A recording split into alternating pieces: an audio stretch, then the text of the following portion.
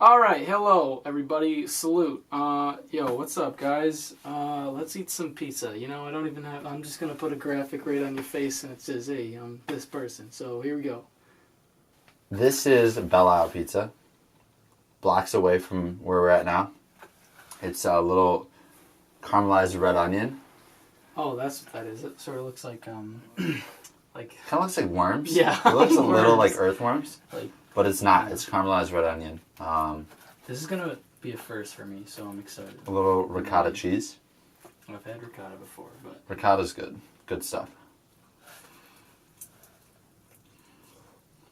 Good people at Belle Isle. Papa John's put the sausage where it shouldn't have been. You know what I'm saying? Dude, wait, hold on. It's like 3 a minute, and I already broke out the Italian egg. I think the first time I officially met you, because I was following you on Instagram, but I officially met you up north. Really? Back in the It's like blonde days. the only up north. Uh-huh. That one didn't happen. R.I.P. up north. But the first thing you said to me was like, hey, if I get in your way or whatever, like, just let me know and I'll leave or something. And it was weird because anyone that I've met, like in that scenario where they're another photographer, they're like, either don't talk to me at all, Yeah. or like they're kind of like jerks. So it was weird. Yeah, man. There's definitely, I don't know. I think like the first like couple months I was really competitive and I had this competitive mindset of like me versus other photographers. I don't know like what caused like the switch, but I just made it my goal to like be super likable. Like I didn't want to have a bad reputation with anyone as, you know, Chester Pink, which was like at the time this new thing that I had created. I just, you know, usually when you say that, no one will tell you to get out of the way. Yeah. You know, it's only when you're like ignoring someone who's a foot away from you. And like to me, like no one's going to take photos like I take photos. And I can't take photos like you take photos or like you take video or whatever. So it's pointless to like, even if we're at the same position, the camera has like so many variables, you know? So I don't fret. I just like want everyone to have a good time. So did you have that like drive of like video and just content creating at like that young age, or when did that like sort of get into play? No. I had a drive. I was very entrepreneurial. Come from a family of entrepreneurs. So I was always like hustling to make a buck. But no, I was into acting. And so I was on a film set one day. And I met these dudes who were like, yo, we're part of this group, Finally Famous. And like our boy Big Sean, like he's going to be the next big thing. Like he's signed to Kanye. He's like a Detroit rapper. And you know, you got to listen to his stuff. And so this was like around his third mixtape. And anyways, that kind of like started once I hung out with them a few times and like went to a few shows. I really got into live music and I loved it. I also loved not like doing it, but just like just the concept. I liked it, yeah. And I had like this ambition in my head, but unfortunately there was, you know, I was like 16 or 17, and so drugs and alcohol were starting to get introduced. And that just kind of like took over. But I made the decision to get sober when I was 20. And I went to a show like sober. And I was like this isn't as fun. Like I felt really out of place and really like anxious. And I didn't know what to do. So I don't know who it was or if it was just myself. But someone suggested I bring a camera. And I had a camera I had in high school. And I brought it, and it just allowed me to like kind of have a purpose, yeah. Yeah. Not have to talk to anyone I don't want to talk to, and like get to go like I'd have a reason to go home after because like I have to edit, and yeah, man, I just like really fell in love with it. It kind of helped me stay sober for a long time. Still does. Yeah. So that's interesting because it sort of was a saving grace more than anything. For you to like get productive instead of like oh, this is fun. Like, I don't know. Yeah, it allowed me to like be around the thing that I loved, which is live music, without having to indulge in like what I had in the past. Yeah. And it allowed me to like kind of feel like important a little bit. Like I felt like I had a job to do, even when no one was paying me. Yeah. To me, it was important, and so, it gave me a lot of like fulfillment, and still does. Unless I really love the band or the musician, I want to be like doing something. I want to be like creating. Be cool going halvesies on these last two. 1-to-1. 1-to-1. Let's do it, dude. Tight. Yo, wait, hold on. Gotta cheers to pizza, but don't. I spit on the. Yeah, don't my do tongue that. was like No, right no. under there. I know. I'll do backhand. We'll spoon. Pizza spoon. What? There you Just lay it on top. Pizza Hey, how you spoon. doing? Hey, no, all right. Nice to meet you. Oh yeah. Oh yeah, the sweetest earthworms ever did taste. This was a good pizza. Huh? Yeah. I've never had this kind. Actually. I'm not kidding. I literally have not had a bad pizza so far. Knock on wood, but You gotta quit smoking. you did. Congratulations. Thanks, bro. What? It sucks. You want to talk about it? No. Okay. Nope. Been the worst week of my life. Well, I mean, like, Want to hit you in the face? Won't, but want to. let's talk about Grizz, huh? He's a good boy. Who's that? Christopher. The electronic guy? The electronic man. He plays the trumpet. No, trombone. No. Flute. Yeah, plays the flute. Saxophone. I got his socks on. Hey, shout out. Shout out Christmas. I like talked to you a little bit or whatever up north, and then I don't know, like a year went by. You cut your hair. You changed completely. I'm not. Yeah, I'm fake. And then I'm a fraud. you were telling me that Grizz took a big chance on you and you filmed him at the European tour. So, can you like sort of share your philosophy on that whole aspect? To me, it was really crazy that he asked me to do that.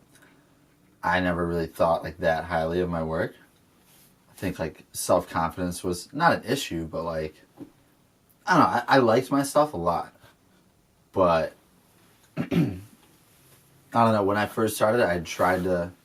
In my head, I wanted to work with the biggest artists, and I quickly realized that like they've been developing as artists for years, and so have their videographers and photographers. So with that mindset, I started working with like Sun Squabby and Russ Liquid, the people who didn't have photographers or videographers. They were still like shopping around. And I was like, all right, I'm going to grow with these guys. I was fully prepared to do that for however long it took to, work my way up. But I dropped out of school, dropped out of college. And my parents were like, have fun. And and then like a couple days later, after I told my parents, I got this email from Grant, Grizz's manager, saying, hey, would you be interested in possibly going on Grant's European tour, doing photo and video? And I'm like, I remember where I was. That's like, he was just a big deal to me. Like, I looked up to what he had done with music, and he was always just a really nice person to me, even when I wasn't doing photography and, I had no reason to be like at his shows or whatever. I was just kind of there for the party, and I was drinking and using and being kind of like a jackass. He's always just been really nice to me, and it was cool that I got to do that, and it led to a lot more work, opened up a lot of doors. So I just feel like, anytime, if I can tell someone's like genuine and not, I don't know, it's just like my intuition. I follow my intuition with people a lot, and I think it works out most of the time. I think if I get a good feeling about someone, I'll help them as much as I can. Like, literally as much as I can. Not like when it's convenient or whatever, but like, I'll really try to, help them out and like talk to them and like not just do one favor or something, but like, try to give them advice or share experiences and see how I can learn from them and vice versa. But the European tour was a great experience, and I learned a lot and got a lot of work, and it should change after that for sure for me. I think it's not as I think everyone's got skill sets. My skill set, I think, has always been like learning quickly and learning on the fly, and like, I make a lot of mistakes. That's like my downside, is that, I hop into things really quick and I try to learn on the fly, and I think I'm pretty good at it, but I do make a lot of mistakes. So after the Grizz tour, yeah, it was wild. Yeah, it was chill. It was cool. Then what about like, how did you get affiliated with like the Red Wings? Was there like a weird transition point where you're like, oh, I don't have like a job between like after the tour and then like, or were you still like keeping busy? Well, yeah. So that was in February. On that tour, I booked the biggest tour I've done, which was I shot for Lettuce and for Rust Liquid Test. Rust Liquid Test was opening and Lettuce was the headliner. And it was like, how many shows? It was big. It started in Indianapolis and just like did this crazy loop down to California. Took me. That was after the. That was right after. So my grandpa died in the middle of the Grizz tour. So I was supposed to shoot 2 more shows on the Grizz tour that I never shot. I flew home to do my grandpa's funeral, and that was like a week. And then I had to go right back on the road for that Rust Liquid Test tour. And then they ended that tour with the Red Rock show, I think. No, I made that up. I had a week off, then into a Sun Squabby tour for most of April. So I toured back to back to back. Jeez. And then ended that with 2 Red Rock shows, Sun Squabby and then Rust Liquid Test open like a week later. And then did 2 festivals with the Grizz crew. These like small market festivals in Vermont and Phoenix, back to back. Right after those tours, and then moved from Chicago to Detroit in June, and then did EDC Las Vegas for the Grizzmeister. It was right as I was moving. And then when I moved here, my brother was roommates with my now boss, this dude who has been doing all the videos and photos for the Wings for the past 6 years. He was getting promoted with the new arena, and they were hiring a new version of him basically. So he had seen my stuff, and he's, we got along, and he just suggested that I apply. And that's pretty much it. I had to wait 2 months before I heard, and then July 23rd, I started. And, at first, I didn't want to do it. I was just like, I'm cool with touring. Touring is the best. I loved the artists that I was working with, and it was pretty ideal. But when I thought about it, I was like, I'm 22. I'd be stupid to pass this up. They're opening a new arena. Once in a lifetime, for sure. I'll never be in this position again where I'm no responsibilities, literally. And, I get to witness this, and document this, kind of crazy moment in time. And love the Red Wings, love hockey, huge hockey fan. You seem like a busy guy, and you always seem like a busy guy. So, what is your philosophy on, staying busy? I feel like out of anyone that I know, you work your tail off. And I feel like it's... I have no tail. My tail's gone.